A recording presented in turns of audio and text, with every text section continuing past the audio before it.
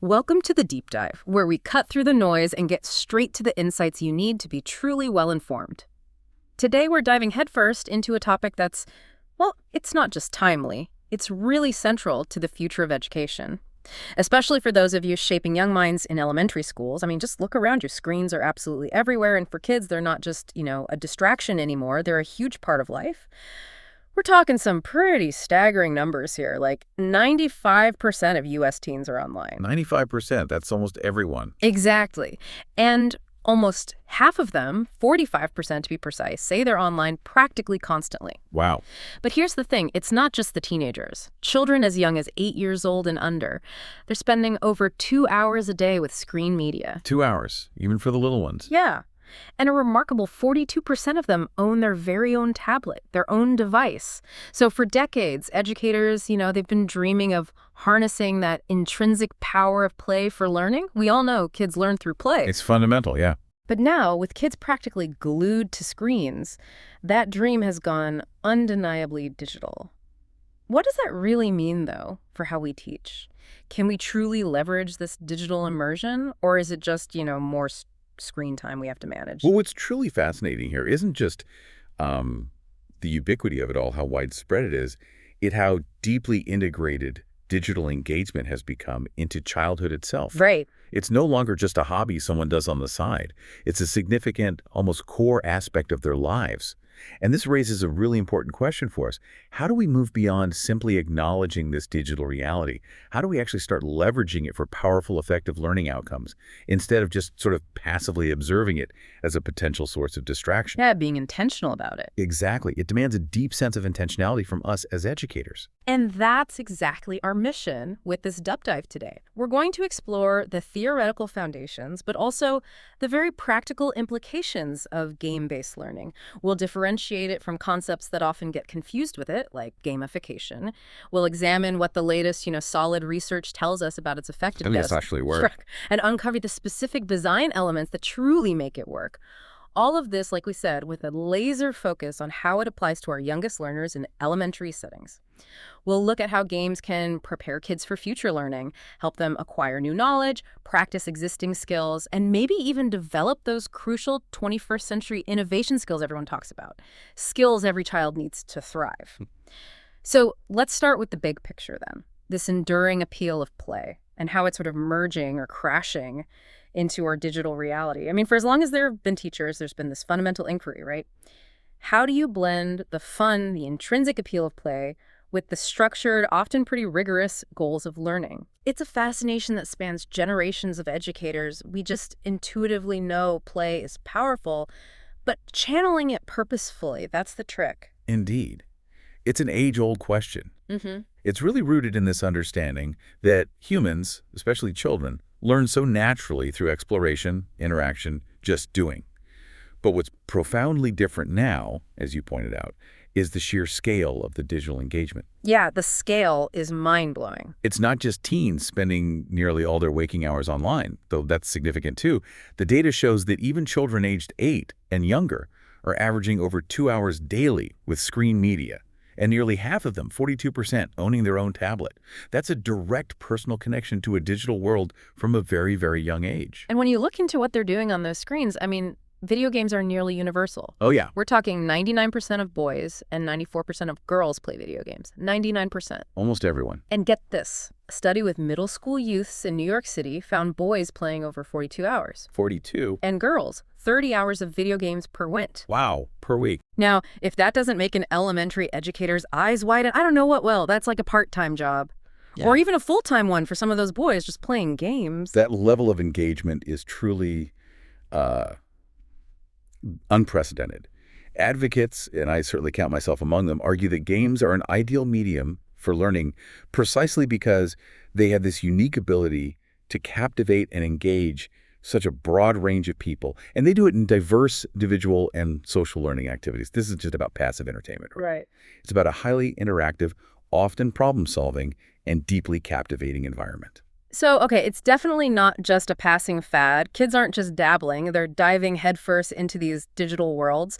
From an educator's perspective, this sounds like an absolute goldmine, doesn't it? I mean, if they're spending so much time and energy engaging with games, can we harness that energy for genuine learning? Yeah. But how do we define what we're actually talking about when we say game-based learning? Are we just like putting a math problem in front of a colorful background and calling it a day? That's the core question we need to unpack. You're spot on. The sheer engagement alone presents this unparalleled opportunity.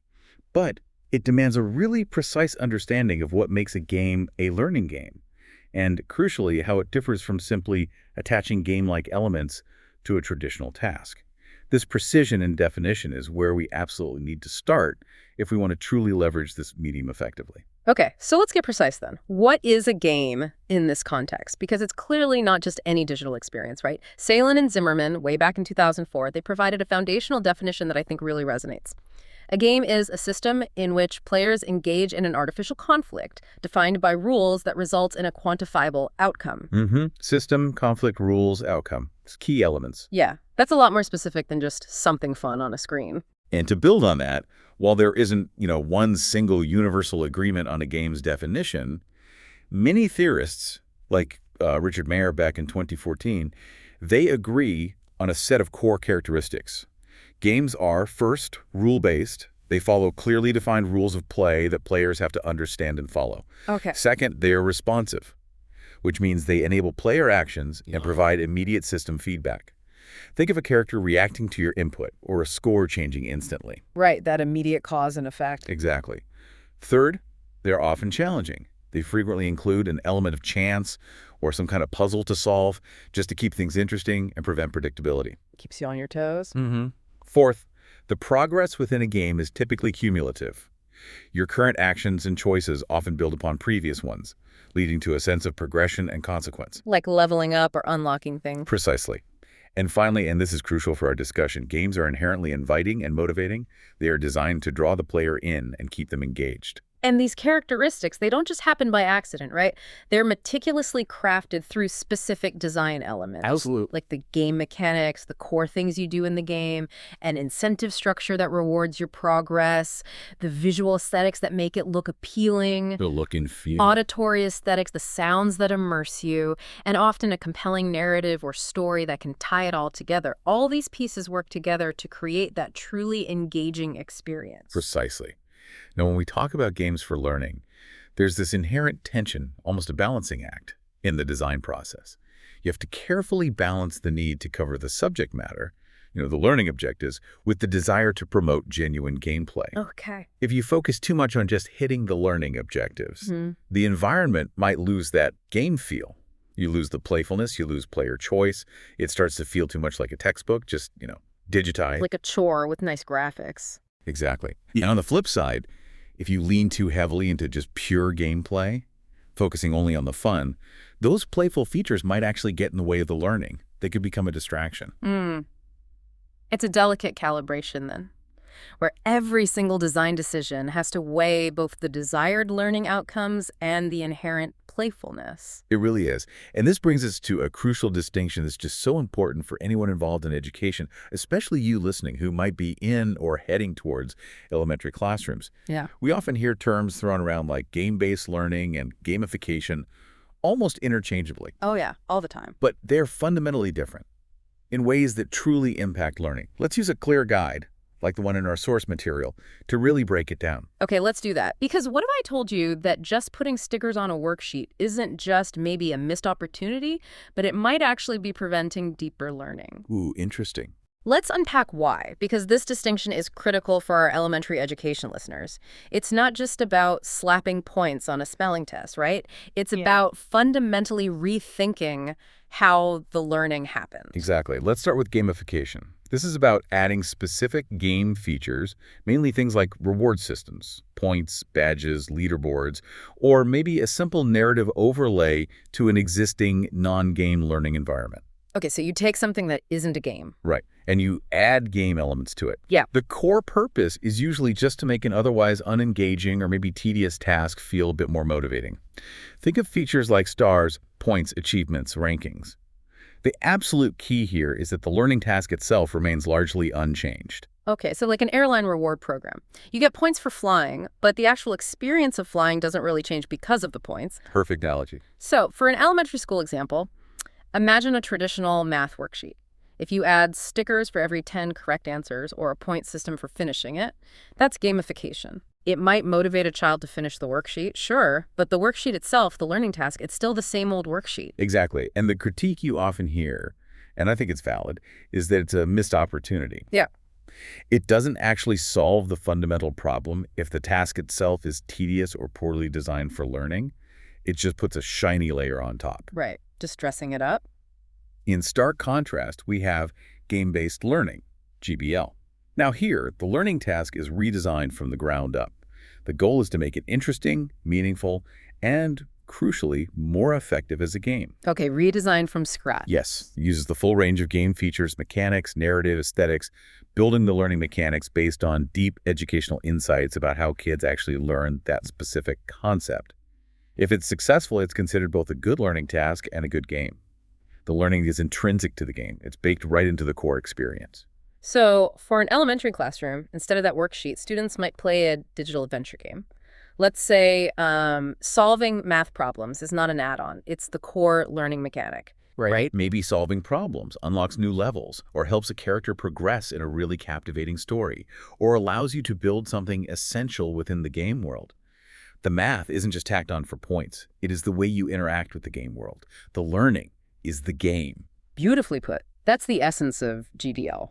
And then there's a third category, which is also useful to understand.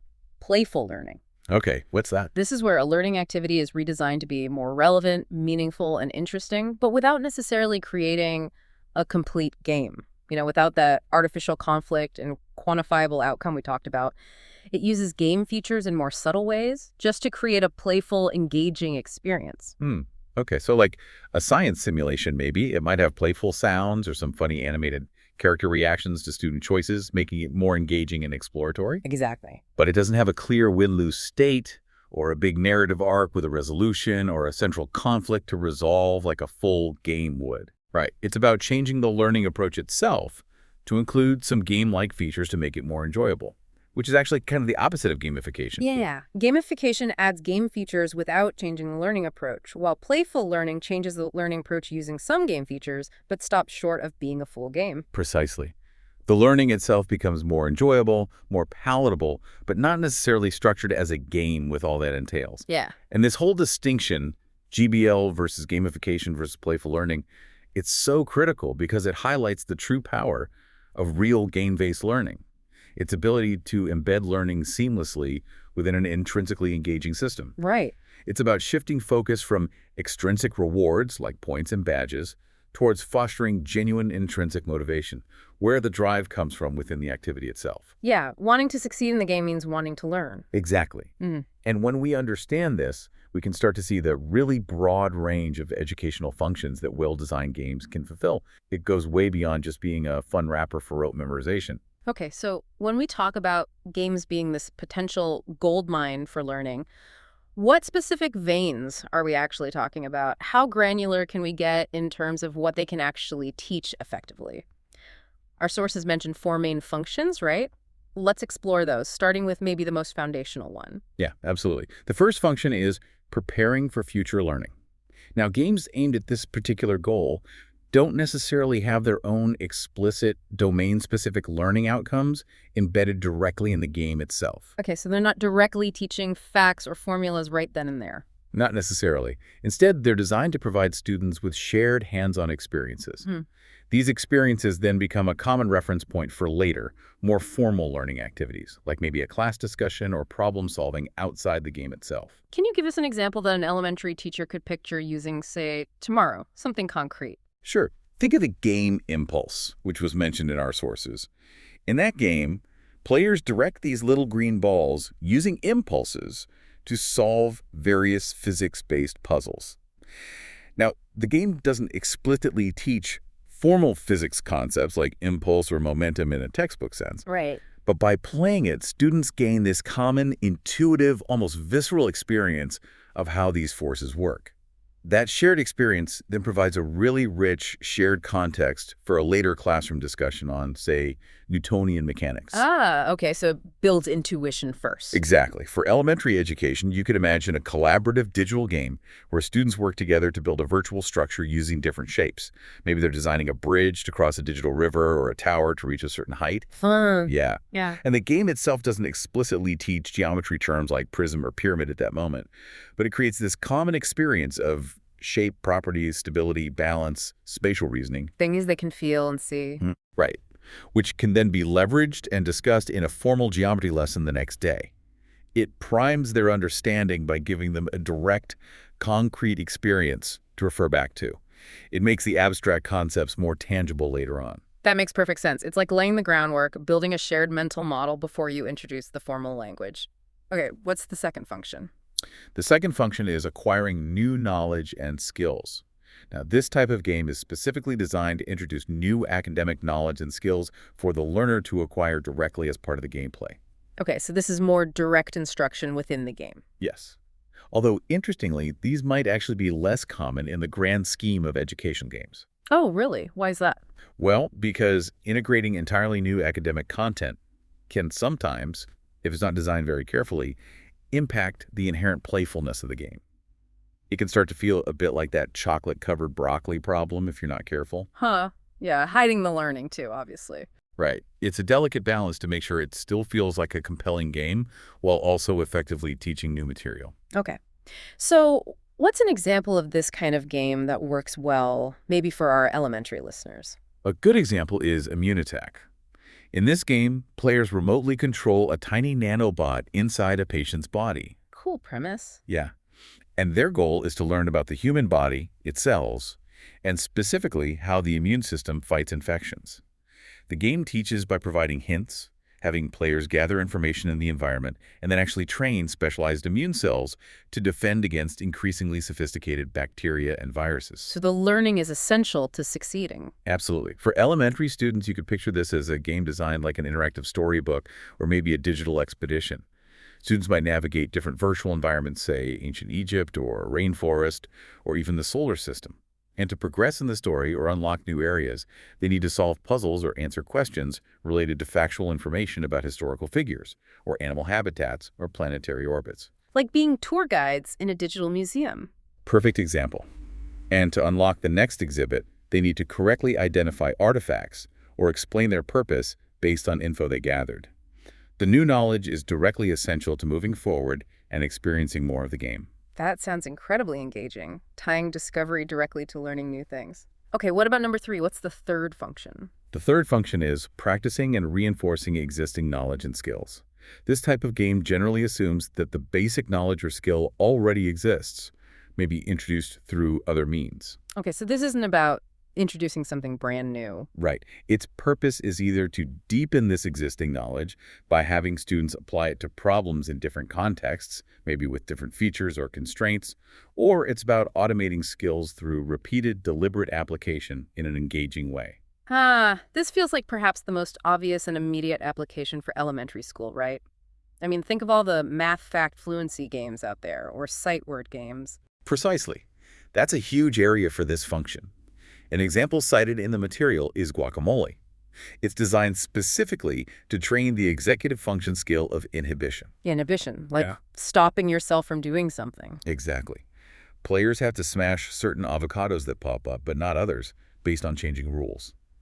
This trains that crucial cognitive skill of inhibiting an initial, often incorrect, response. And that's super relevant for elementary kids. Hugely relevant. Okay.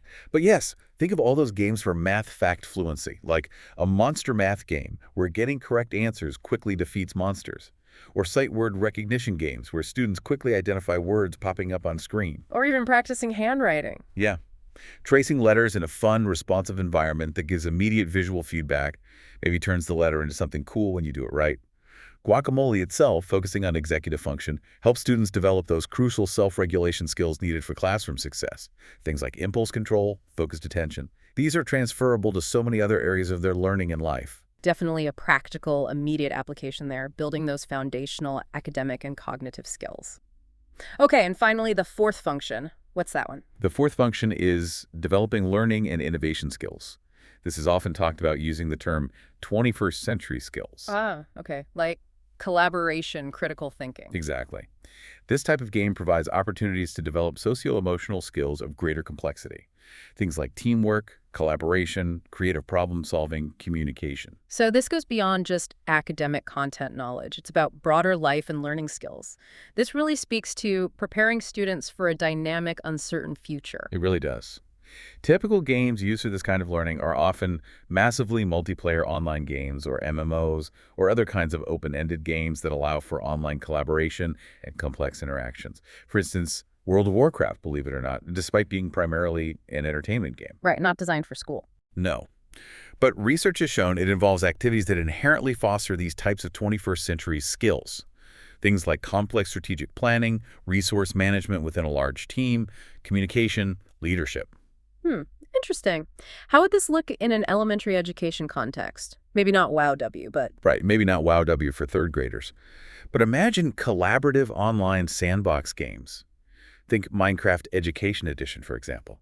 Students work together to build complex structures or solve environmental challenges, maybe to design a sustainable virtual city. Oh, yeah, I can picture that. Even cooperative digital board games adapted for online play can foster communication and shared problem-solving skills as students work together towards a common goal.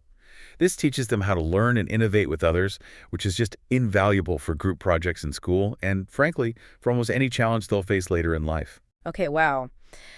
As an elementary teacher or someone training to be one, this is where my mind starts to truly race with possibilities. Imagine being able to design learning experiences that inherently build self-control, like guacamole, or effortlessly introduce complex science topics like the immune system in a way that actually sticks. The potential here feels absolutely enormous, doesn't it? It really does feel that way. The potential is vast. But of course, the big question always remains, does it actually work? Is this just hopeful thinking and cool anecdotes, or is there real solid evidence that this kind of game-based learning can truly transform how kids learn? Yes, the evidence question. This raises the important point. How do we move from these compelling functional examples, these really neat ideas, to solid evidence-based insights? Because the broad range of applications highlights versatility, sure, but also the complexity of assessing effectiveness. Is it just engaging, or is it actually leading to learning? Right. Are they learning because of the game or just while playing the game? Exactly. And this is where empirical research becomes absolutely indispensable. It helps us identify what features truly promote learning rather than just, say, keeping kids busy or entertained. And, the need for an evidence-based approach to game-based learning actually dates back further than many might imagine. Really? Like how far back? Even back in the early days of video games, like Atari and stuff. Pretty much. Think about the musings of Loftus and Loftus in their 1983 book, Mind at Play, The Psychology of Video Games. This was the era of Pac-Man and Defender. Okay, yeah. Classics. And they wrote then, and I'll quote this because it's so relevant, "It would be comforting to know that the seemingly endless hours young people spend playing Defender and Pac-Man were really teaching them something useful." Huh. That's fantastic. That is the core question then and now. Absolutely. And today, almost 40 years later, thankfully, we have a growing body of rigorous research that allows us to make a truly evidence-based approach to answer that very question. Richard Mayer, who we mentioned earlier, he's a prominent researcher in this field, and he's organized the vast research literature on the instructional effectiveness of computer games into 3 main genres. These genres help us understand different facets of what works and why. Okay, let's dive into these 3 genres then. What's the first one, and how does it help us understand what makes a learning game effective? What actually moves the needle? The first genre is value-added research. The goal here is very precise, very targeted. It's to identify specific game features that actively promote the learning of academic content. Okay, specific features, like what? Well, the way they do this is by comparing the learning outcomes of students who use a base version of a game versus those who use the exact same game, but with one specific feature added or changed. Ah, like doing A/B testing within the game itself. It's exactly like A/B testing. It allows researchers to isolate the impact of particular design choices on learning. It's very much like a controlled scientific experiment applied to game design. That sounds incredibly useful. So what specific features have shown real promise from this kind of precise research? What should designers be focusing on? So Mayer's research, looking specifically for features with a significant median effect size, basically, a strong, consistent, positive impact on learning across multiple experiments, Yeah. identified 5 particularly promising features. Okay, let's hear them. First, modality. This basically means using spoken text rather than printed text for instructions or narration within the game. Spoken versus written. Right. This produced a very strong median effect size, denoted as D, of 1.4 across 9 different experiments. Whoa, 1.4. How significant is that in education research terms? It's huge. To put that into perspective for an educator, an effect size of 0.4 is often considered practically significant. An effect size of 0.8 or 1.0 is considered very large, roughly equivalent to moving a student from the 50th percentile to the 79th or 84th percentile in their learning. So 1.4 is incredibly powerful. Wow. It strongly suggests that using spoken instructions or narration is almost twice as effective as written text in certain game contexts for promoting learning. And for elementary learners, especially those who are emergent readers or maybe even pre-readers, this seems absolutely vital, doesn't it? Oh, hugely important. Spoken instructions or narration in a game can make the content accessible. It reduces their cognitive load. They're not struggling to decode the words, allowing them to focus on the actual task or concept, not just reading. That makes perfect sense. Really quantifies the impact. Okay, what else came out strong? Second, personalization. This involves using conversational language, like you and I are talking now, Right. rather than formal textbook-like language in the game's text or narration. So making it sound friendly, relatable. Exactly.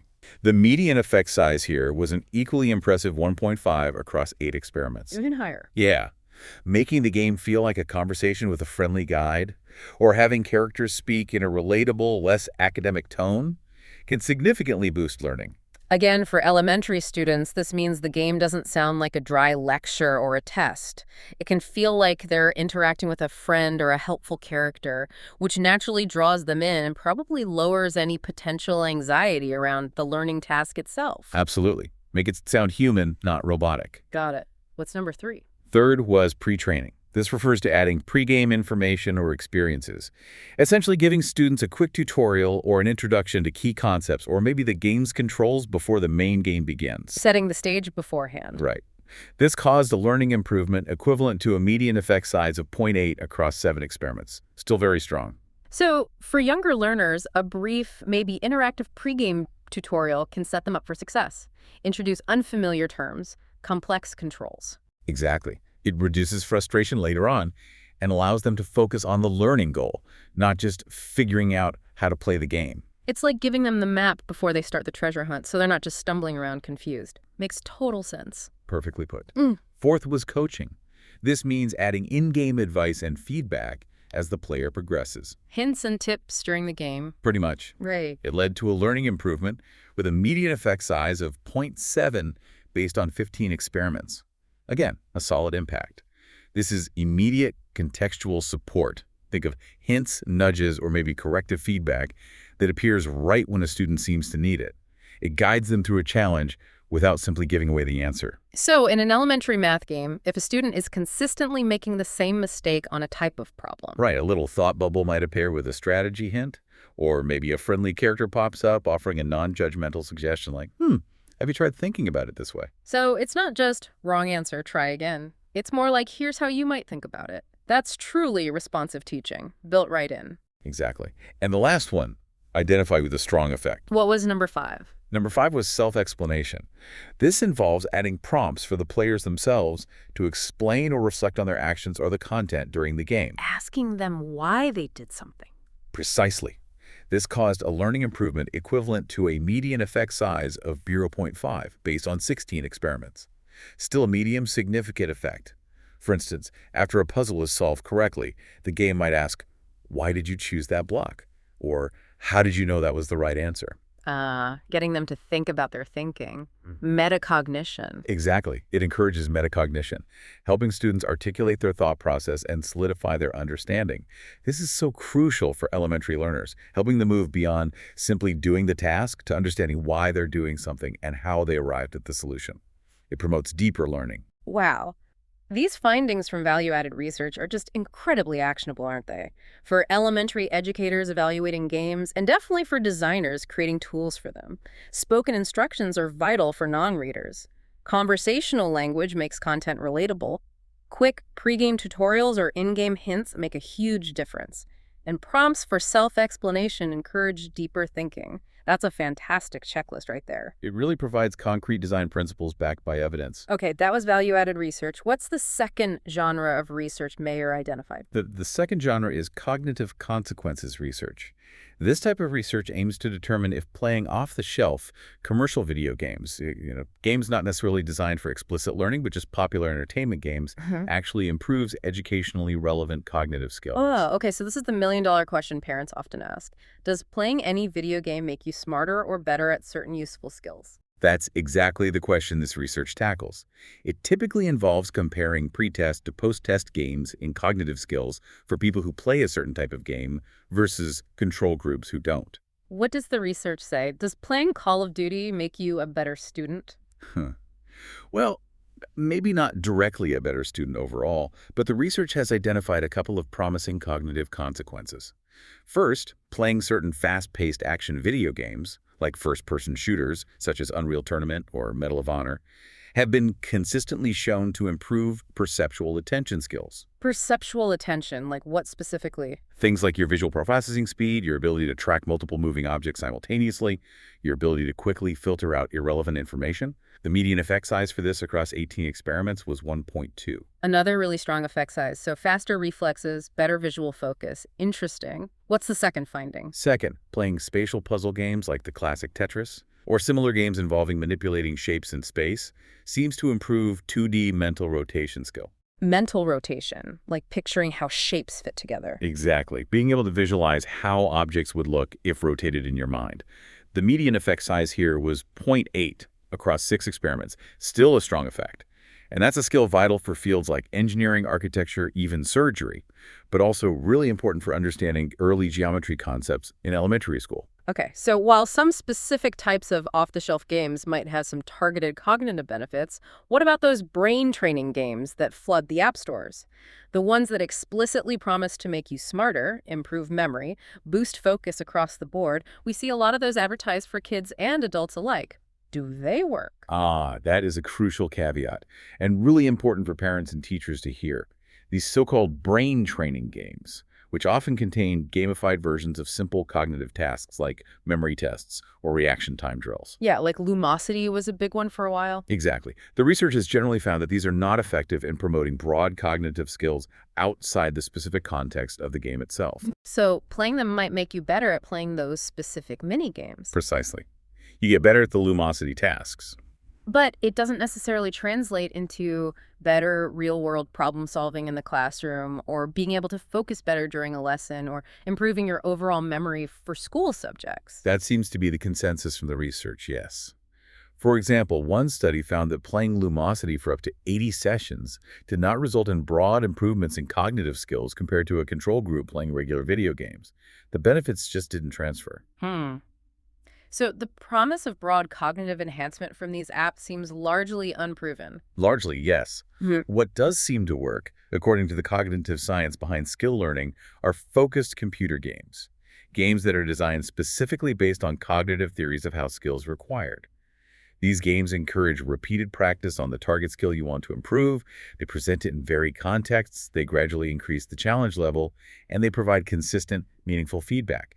It's about targeted, deliberate practice within an engaging framework. Okay, so the takeaway for elementary educators is maybe be wary of those broad brain training apps that promise the moon. I would certainly advise caution, yes. Instead, look for focused games that are deliberately designed, maybe based on cognitive research, to specifically target skills relevant to learning, like visual spatial reasoning for geometry, or sustained attention, or pattern recognition, not just a random collection of puzzles promising generic brain enhancement. Exactly.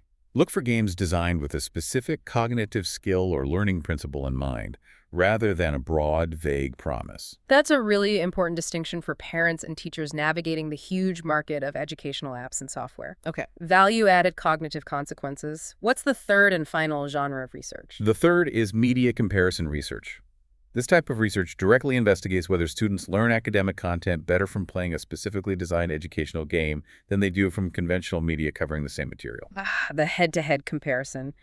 Game versus textbook, game versus slideshow, game versus lecture. Exactly. It directly compares the learning outcomes. How much did they learn from the game versus how much did they learn from the traditional lesson? Now, for years, I think many educators probably just hoped that games could teach effectively, maybe felt it intuitively. But the research now delivers a powerful and maybe even a bit shocking truth for some, What's that? that for core subjects like science, math, and even learning a second language, a well-designed game can actually outperform traditional teaching methods. That's not just a hunch anymore. That sounds like a potential game changer based on solid evidence. The findings here are quite compelling, particularly in certain key domains often taught in elementary school. The research synthesis showed that games designed for learning produce significantly better learning outcomes than conventional media in science learning. Across 16 experiments, the median effect size was 0.7, showing a strong advantage for games. Better science learning with games. Math learning. Across 6 experiments, the median effect size was 0.5, still showing a clear medium-sized advantage for games over traditional methods. Better math learning, too. Wow. And perhaps most dramatically, second language learning. Here, across 5 experiments, games were significantly more effective, with a median effect size of 1.0. An effect size of 1.0, that's a very substantial learning gain, moving students way up in percentile terms. It really is. It suggests games can be a particularly powerful tool for language acquisition. That's incredible data. But I'm curious, thinking as an elementary teacher, are there any subjects where game-based learning seems less effective based on the research so far? Or maybe even potentially counterproductive? Is there a domain where the evidence suggests traditional methods might still hold the edge? That's an excellent, very nuanced question. And it's important to interpret these media comparison findings with a degree of caution. Why is that? Well, mainly because there are significant methodological challenges in this type of research. Trying to ensure that the instructional content and the teaching method are truly identical across the different mediums, the game versus the slideshow, for instance, while only varying the medium itself. That's incredibly difficult to do perfectly. Right. Comparing apples to apples is tough when the delivery method is so different. Exactly. Also, the research base is constantly growing and evolving. What works exceptionally well for learning science concepts or practicing math facts might not directly translate to, say, teaching advanced critical literary analysis of a novel, or perhaps developing fine motor skills for handwriting, where maybe discussion, deep textual engagement, or physical practice might be harder to fully replicate effectively in a game format currently. Okay, so it's not necessarily a silver bullet for absolutely everything. Probably not for everything, no.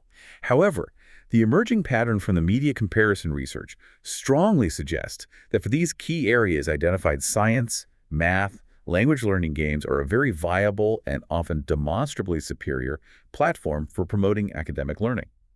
They offer something that traditional media often cannot. That highly interactive, intrinsically motivating, adaptively responsive learning experience that seems to embed learning more deeply for many students. So it's not just a hunch anymore. There's real science backing this up. The idea that specific design choices can measurably amplify learning based on the value-added research, and that well-designed games can actually outperform traditional methods in key elementary subjects based on the media comparison research. I mean, that is a game changer for anyone thinking about classroom instruction, especially for our elementary education listeners always looking for innovative ways to reach their diverse learners. Absolutely. The evidence base is growing and points towards real potential. But if these games are so effective, what exactly are those crucial design choices that make it work so well? How do we get from the theory and the evidence to the practical design? Indeed. The research base tells us that strategic, thoughtful design is absolutely paramount. It's not simply about taking existing content and, putting it into a game container. Right. It's about deeply understanding how the specific elements of game design interact with fundamental learning processes: cognitive, motivational, emotional, social. And this leads us directly to the practical components, the building blocks, that make these learning games effective, which really ties back into that integrated design framework we touched on earlier. It brings all the pieces together. Okay, let's get into those specific design elements then. The things that actually achieve those playful, motivating interactions with the learning content. What's the foundational one? Where does it start? Well, first, and maybe most fundamentally, we have the game mechanics. This refers to the essential, repeated activities the player engages in throughout the game. What do they actually do? In games designed for learning, we often distinguish between two types of mechanics, though they frequently overlap in practice. There are learning mechanics, which have primarily a learning goal and should ideally be designed based on established learning theory approaches for that content. Okay, the activities directly related to learning the stuff. Right.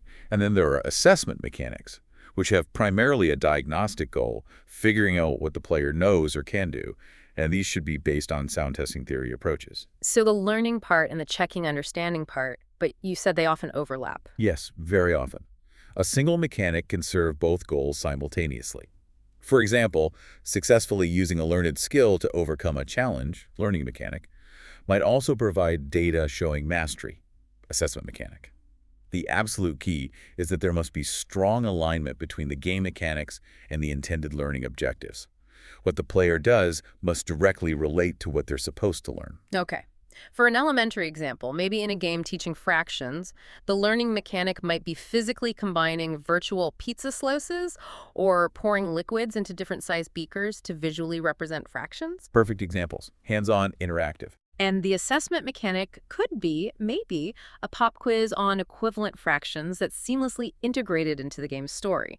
Perhaps the player has to prove their understanding to a gatekeeper character to unlock the next level or earn a crucial item needed for the quest. Exactly. The learning is the activity, and the assessment emerges naturally from the gameplay rather than feeling like a separate tacked-on test. Okay, mechanics are key. What about the look and feel? That seems hugely important for attracting and keeping young players engaged. Absolutely critical. That falls under visual aesthetic design. This includes everything the player sees. The visual design of the game environment, the characters, the player's avatar, and crucially, the information design within the learning content itself. Information design, like how hints or scores are shown. Precisely. How cues and feedback are visually presented. The design of any tools or controls the player uses. A vibrant, clear, appealing, and intuitive visual design can greatly enhance engagement, reduce unnecessary cognitive load for young learners, and skillfully guide their attention without them even consciously realizing it. It just feels good to look at and interact with. And sound plays a huge role too, I imagine. Creating atmosphere, giving feedback, maybe adding excitement. Oh, definitely.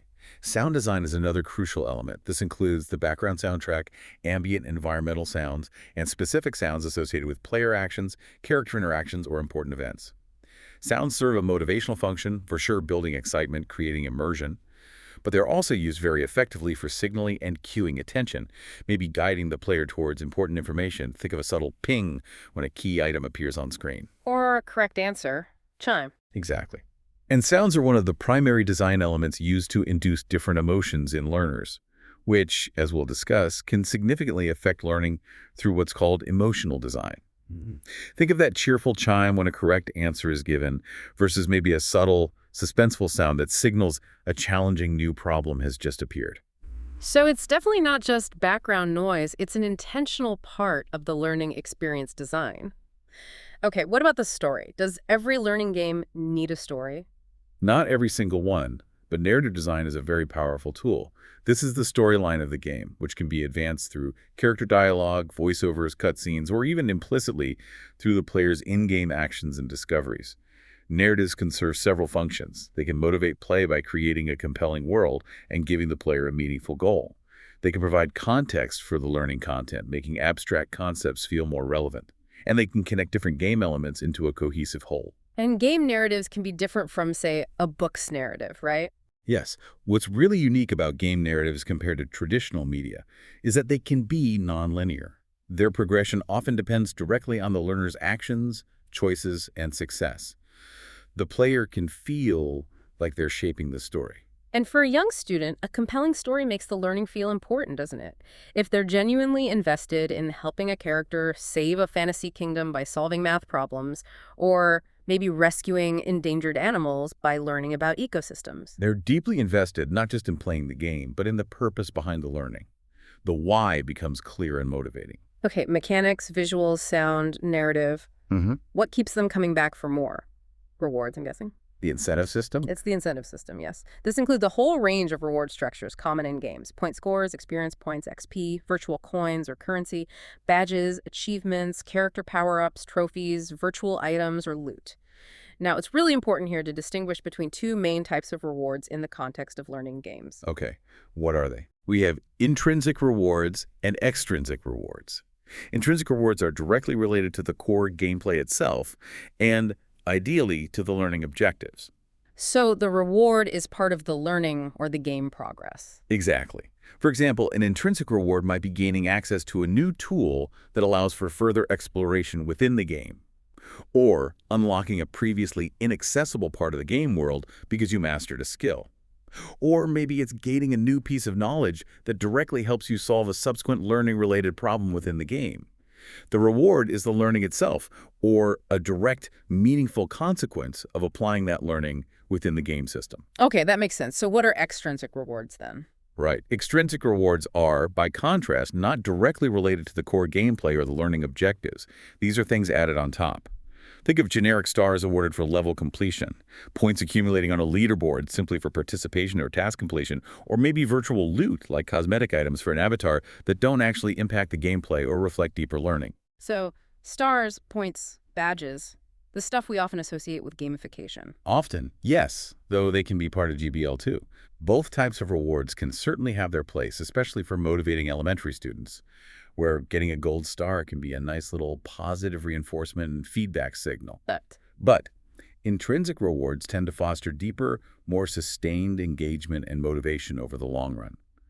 Because the reward is tied directly to the player's progress, understanding, and mastery within the game's core systems, it makes the learning itself feel inherently valuable and rewarding. So an intrinsic reward might be unlocking a whole new biome to explore in a science game after demonstrating mastery of a specific ecosystem concept. Perfect example. That feels earned and meaningful within the context of the game's world and learning goals. Whereas an extrinsic reward might be simply getting a congratulations 5-star screen for completing a level without that reward necessarily reflecting deep understanding or opening up new gameplay possibilities. Exactly. Intrinsic rewards feed the desire to learn and master the system itself. Extrinsic rewards often just feed the desire to get the reward. Got it.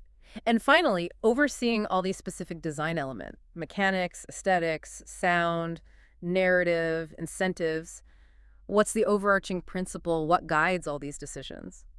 The most crucial element, the North Star, for the entire design process, should always be the content and skills that the game is intended to teach. Ah, the learning objectives themselves. Without exception. The specific learning content and skills should determine all other aspects of the game design.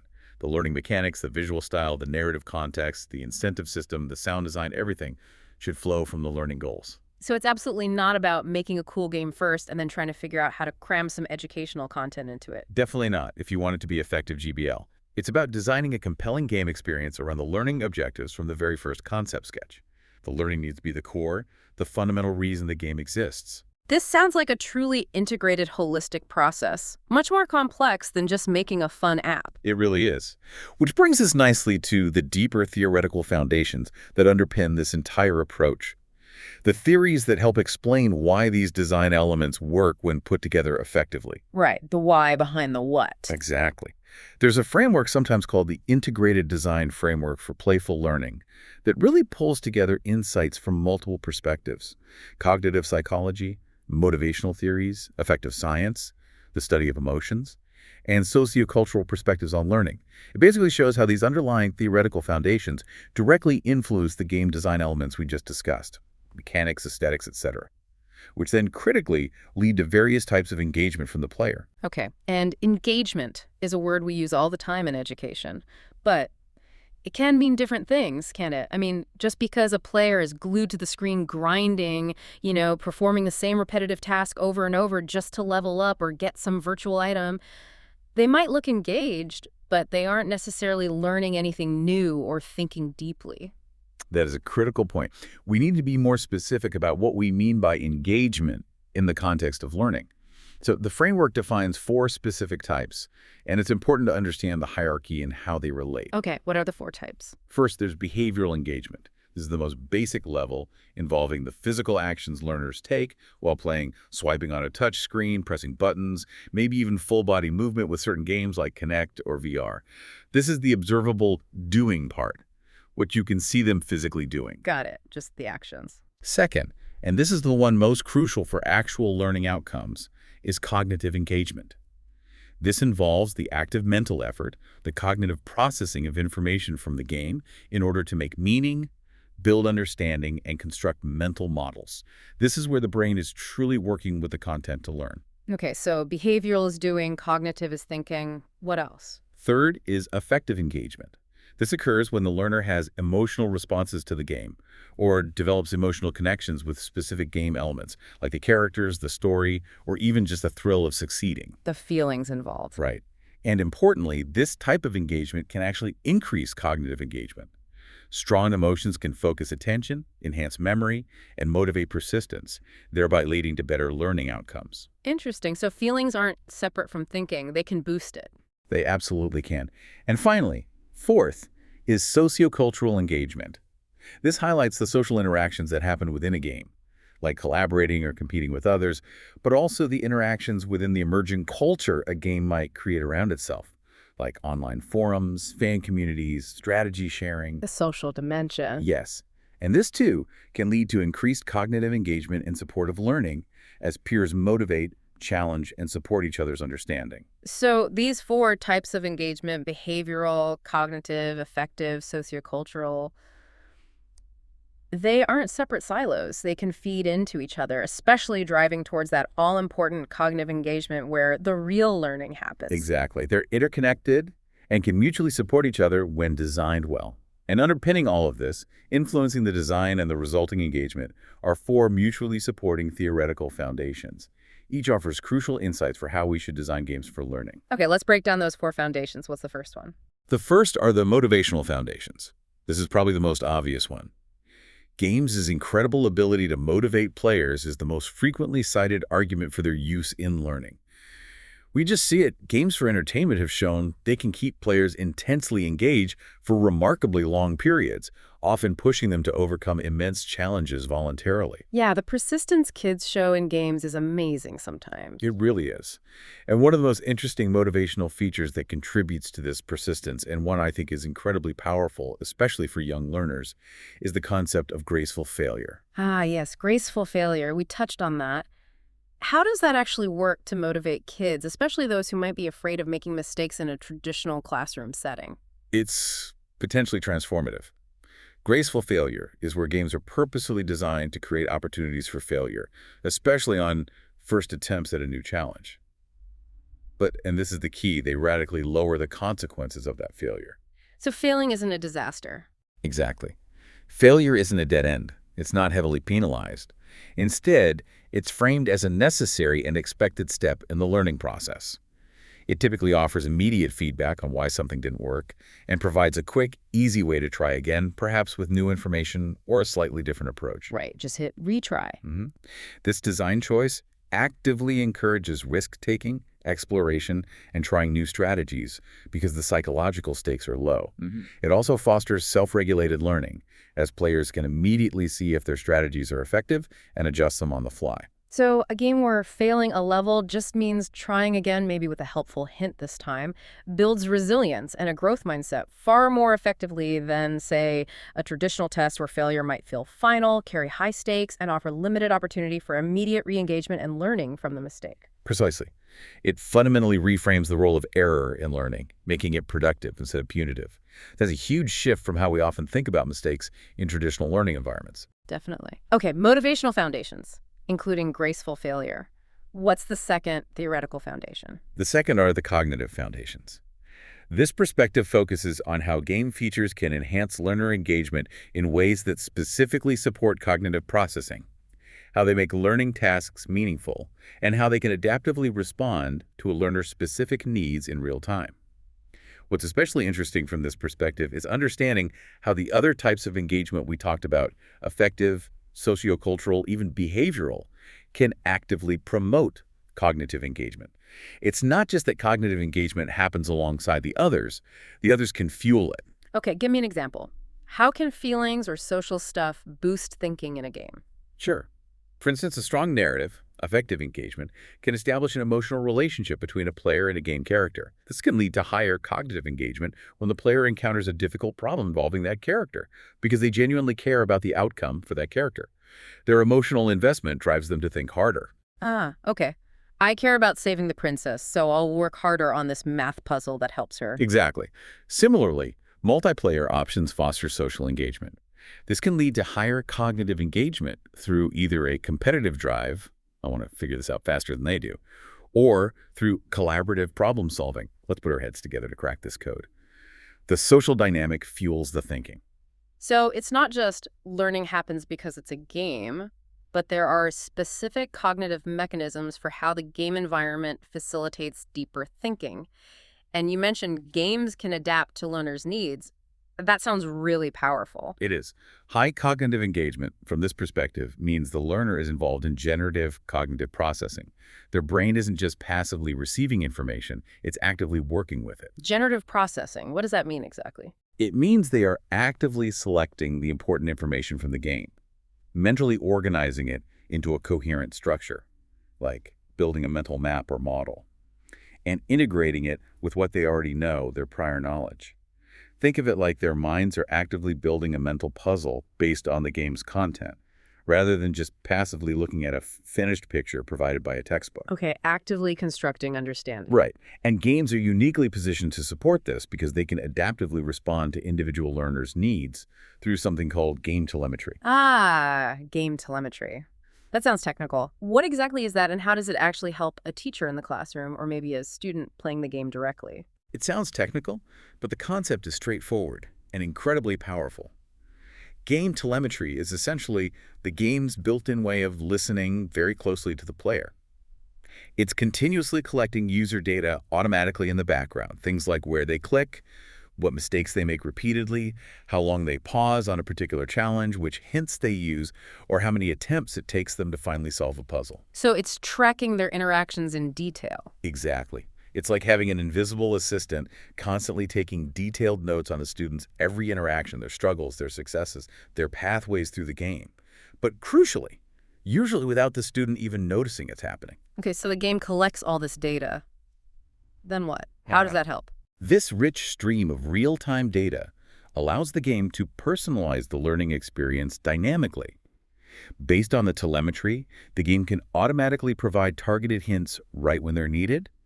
It can adjust the difficulty level up or down to keep the student in that optimal zone of proximal development.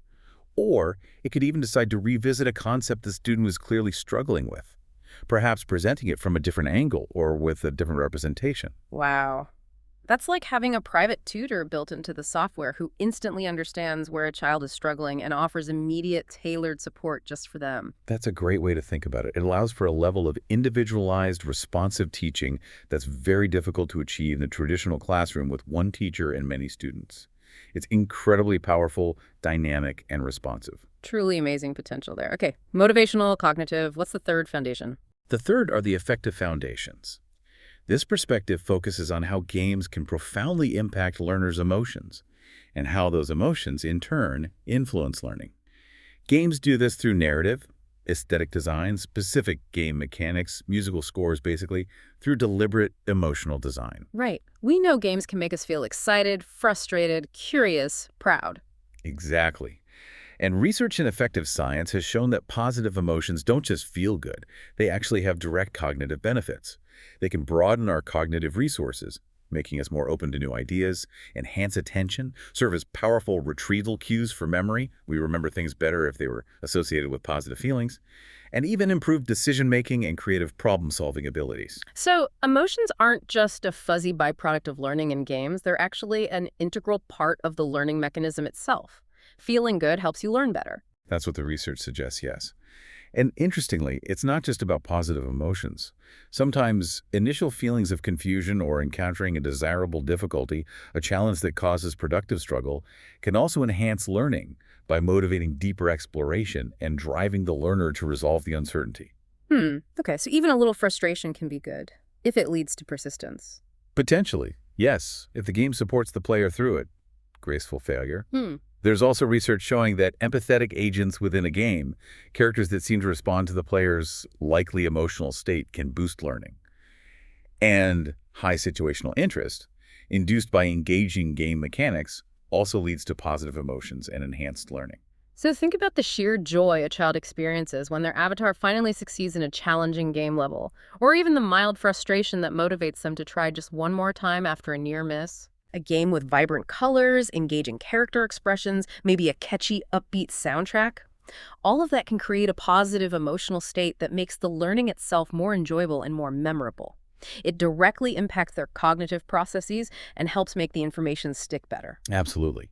It connects the inherent joy of play directly to the potential joy of learning. Love that. Okay, motivational, cognitive, effective. Finally, the fourth foundation. The fourth are the sociocultural foundations. This perspective emphasizes that learning doesn't just happen inside an individual's head, it's often a social process. Games offer a broad range of opportunities for rich social interactions, and they can also leverage important cultural variables during the learning process.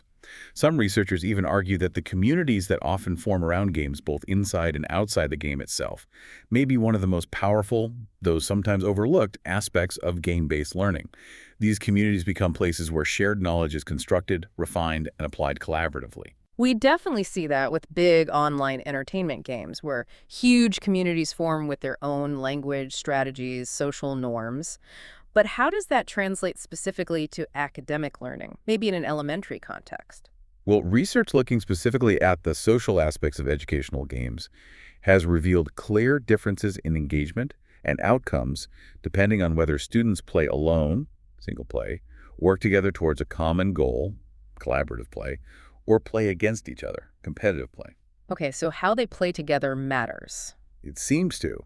For instance, one study found that a math game designed to help students automate arithmetic skills was perceived as more interesting to play when other students were involved, either as competitors or collaborators, compared to playing alone. Makes sense. Playing with friends is usually more fun. Did it affect learning? Yes. Intriguingly, in that particular study, the highest learning outcomes were actually achieved in the competitive version of the game. Really? Competition boosted learning the most. In that context, it seemed to. It suggests that a bit of healthy competition can sometimes really drive engagement and performance, perhaps by increasing motivation and focus. Of course, collaboration also has huge benefits for different kinds of learning goals.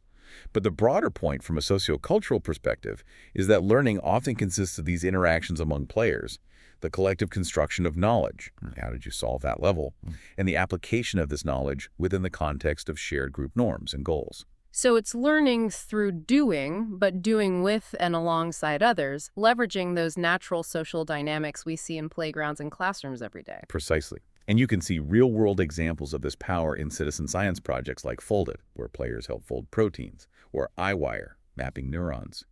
These use game-based approaches to leverage the collective intelligence and effort of large online communities to solve incredibly complex scientific problems that individuals or even supercomputers struggle with. Wow. So harnessing collective intelligence through game structures.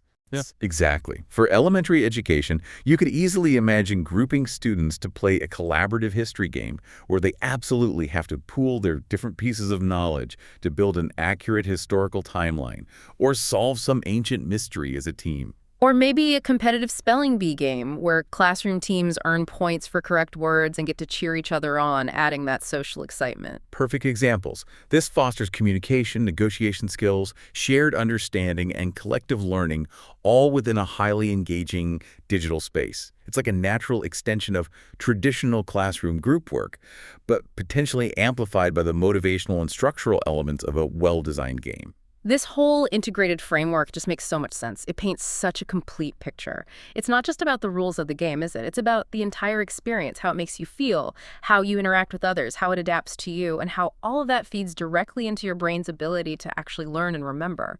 It truly crystallizes the potential here. So wrapping things up a bit, what are the big practical implications then for you, our listeners, as elementary educators or future educators, and also for the people who actually design these games? Precisely. The sheer complexity of effective game-based learning, touching on cognition, motivation, emotion, social interaction, it really necessitates this comprehensive, multidisciplinary approach we've been discussing. It's about recognizing that effective design isn't just about coding skills or artistic talent. It draws deeply from psychology, pedagogy, learning sciences, and fundamental design principles. And understanding this holistic view has profound implications for both creating learning games and, just as importantly, for selecting and using them effectively in educational settings. Okay, let's start with the implications for the theories themselves. It sounds like the main point is there isn't going to be one single grand unified theory for game-based learning that explains everything. That seems correct, yes. Given the huge variety of educational games out there, games adopting so many different educational philosophies and serving so many different learning functions, it doesn't appear likely that a single overarching theory will emerge to guide the design of all games for learning. Too diverse for one theory to fit all. Exactly. Instead, what's really required is a comprehensive view, like the framework suggests, that intentionally integrates insights from cognitive, affective, motivational, and sociocultural perspectives. Taking these multiple perspectives, rather than trying to force a single theoretical approach onto such a broad and varied medium, seems essential for designing truly effective educational games. The broad range of design features just demands an equally broad theoretical foundation to understand them properly. So it's more like a rich tapestry of interconnected theories working together, rather than a single blueprint. Makes sense. Yeah. Okay, what about the practical implications for those actually building these games for our classrooms, the designers and developers? Well, based on this integrated view, our approach strongly suggests, first and foremost, the need for truly multidisciplinary teams. Meaning? Meaning you don't just need programmers and artists, though they're essential too. You also need individuals with genuine expertise in cognitive psychology, affective sciences, motivational theories, learning sciences, maybe even anthropology or sociology for the sociocultural aspects, plus subject matter experts and experienced educators. Wow, that's a lot of different experts. It is, but they all need to work collaboratively, right from the initial concept phase, bringing their unique lenses and knowledge to the table to inform the game's design. It can't be siloed. That makes perfect sense. You need all those different perspectives focused on the same goal.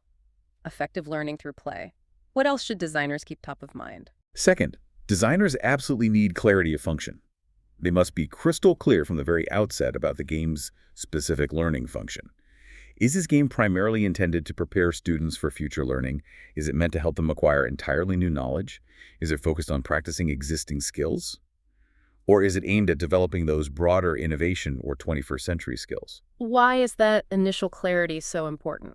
Because without that clarity on the primary function, it becomes incredibly difficult to specify the game's precise learning objectives and flowing from that to design its core learning mechanics effectively. The purpose has to guide the design.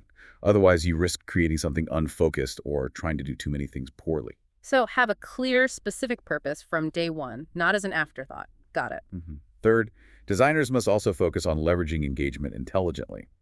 As we discussed, learner engagement can manifest in those different ways: behavioral, cognitive, affective, or sociocultural. Designers can and should intentionally design the game features to use one type of engagement to facilitate another. Like using the story to boost thinking? Exactly. Designing a compelling narrative, effective engagement that creates an emotional connection, which then motivates deeper cognitive engagement with complex problem solving related to that narrative. Or designing collaborative mechanics, sociocultural engagement that lead to peer teaching and deeper cognitive processing for everyone involved. It's about understanding how these engagement types interact and using those interactions purposeful. Okay. And lastly, for designers, what's a practical step they should probably incorporate, even when they're trying to apply all these theories? A final practical implication is that value-added research, that A/B testing approach we talked about earlier, often needs to be conducted iteratively throughout the design process to guide specific decisions. So theory is great, but you still need to test stuff. Absolutely. Even though many good theories exist to inform the initial design, sometimes you need that direct empirical testing to truly optimize particular features or interactions or feedback mechanisms for maximum learning effectiveness within your specific game and for your target learners. It's about a cycle of theory-informed design followed by data-driven refinement, continuous improvement based on real user data. That's a great practical guide for game creators, really pushing them towards thoughtful, evidence-based design. Now, let's flip it. What about for our listeners, the elementary educators, the parents, the administrators who are looking to choose and use these games in their classrooms or at home? How can they be smart consumers in this crowded market? That's maybe the most important question for your audience. For educators and parents, There are critical implications here for developing robust evaluation criteria. When you're selecting educational games, don't just ask if it looks fun or if it simply claims to cover the topic you need. You need to critically evaluate whether the game offers a truly novel way to teach that subject, something fundamentally different and potentially better than traditional methods, Okay. or if it merely adds superficial game features like points or badges to an existing, essentially unchanged learning approach. In other words, is it true, transformative game-based learning, or is it just mere gamification layered on top of the same old thing? That's such an important question to ask. Is the learning genuinely transformed by being a game, or is it just, as you said earlier, a worksheet with some bells and whistles? Maybe even a distraction dressed up as a lesson if the game parts aren't integrated well. Exactly. You should also look for a careful balance check between the pure gameplay elements and the interaction with the core learning content. Do the game features, the story, the mechanics, the rewards, truly support and enhance the learning? Or do they possibly detract from achieving the learning objectives by being too distracting or maybe even encouraging superficial engagement? Right. Is the fun part helping or hindering the learning part? Sometimes too much fun that's disconnected from the learning goal can actually mask a lack of substantive learning if the gameplay isn't intrinsically tied to mastering the educational concepts. So we really need to be asking ourselves some tough, critical questions before committing precious classroom time or resources to a particular educational game, not just accepting what the marketing blurb or a pretty app store page says. Precisely.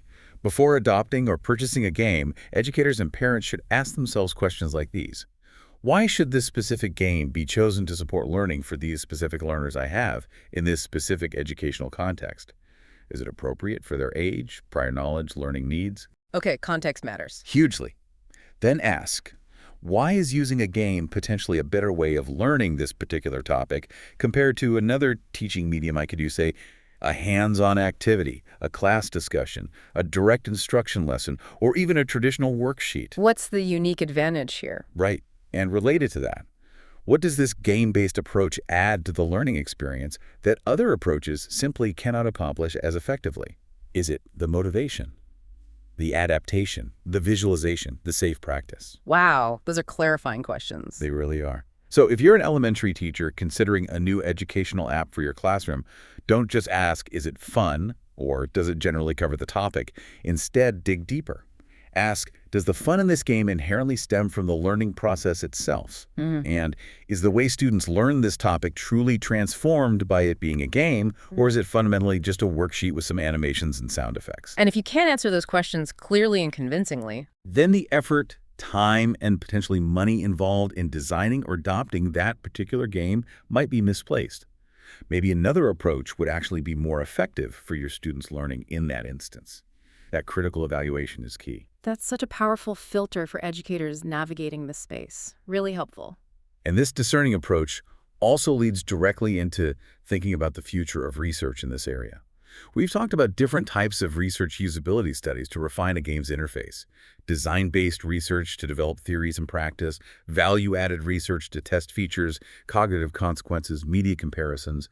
Generally, it seems most useful for the field to conduct user research, design-based research, or value-added research first. Yeah. To really optimize a game's design and ensure it actually works well and teaches effectively on a smaller scale. Get the game right first. Exactly. Before conducting broader studies on its cognitive, affective, or motivational impact, or large-scale media comparison studies.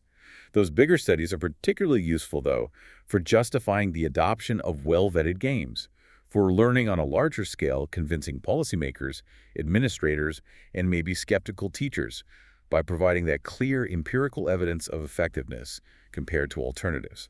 So it's about building a robust evidence base layer by layer, from optimizing the design to proving its broader impact. Exactly. And looking forward, for researchers and designers alike, perhaps the most interesting and important future research will continue to focus on the effect of the specific affordances of games. How are they truly a unique medium for education? How do they meet learning objectives in ways that other media simply cannot? Like digging deeper into that real-time adaptation based on telemetry. Precisely. How does that dynamic adaptation impact learning trajectories in ways a static textbook never could? That's a fascinating area. And another particularly promising area for the future is using games not just for teaching, but also for assessing learning directly within the gameplay itself, making assessments seamless, ongoing, maybe less anxiety-provoking, and deeply embedded in the learning activity. Invisible assessment, almost. Very cool. Lots of potential there. So the big picture takeaway here seems to be it's not just about jumping on the latest shiny tech trend. It's about the thoughtful, critical, evidence-based integration of the power of play into potentially profound learning experiences. And for you, our listeners, our current and future elementary educators, it means you really have the power to leverage these tools to truly transform how kids learn and engage. But it requires asking the right questions, understanding the science behind the fun, and being a discerning consumer and facilitator. Absolutely.